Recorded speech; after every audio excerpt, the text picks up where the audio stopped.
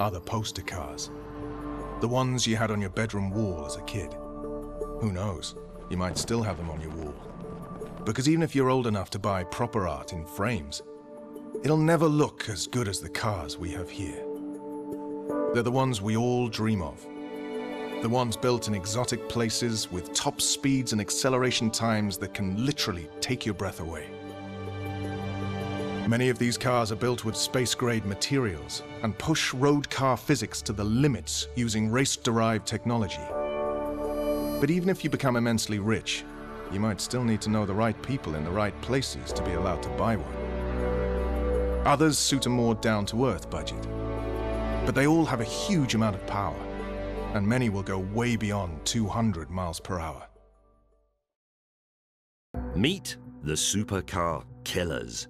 The cars that can hold their own against the world's most exotic machinery without sending your bank manager into cardiac arrest. With astonishing acceleration and enough grip to peel tarmac, they offer serious bang for your buck. And you might even see one in the real world, not just in music videos. Fast, famous, rare, and expensive. These are the exotic GTs, the cars we gather around at motor shows, the ones with prancing horses and fighting bulls on their badges, machines with sharp edges and screaming engines that make you tingle. When these names are bandied around, the word supercar isn't far behind. If modern hypercars walk the rules of physics with space-grade technology, then early supercars did it with brute force.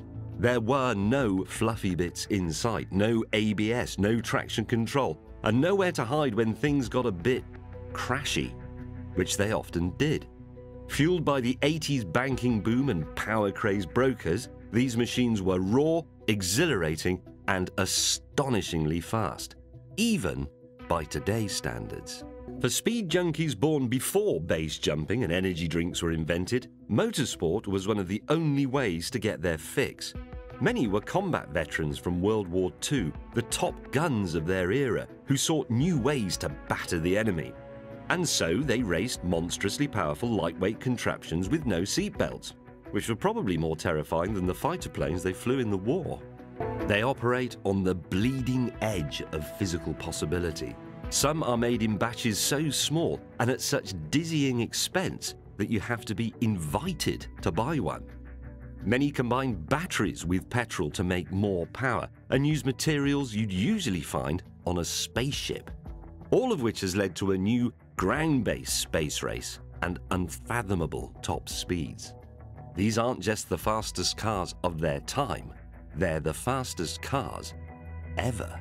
With their big V12s and room for designer luggage, the cars in this group will cross whole countries without even noticing.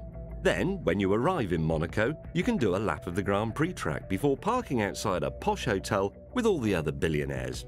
This is what Grand Tourers are for, after all.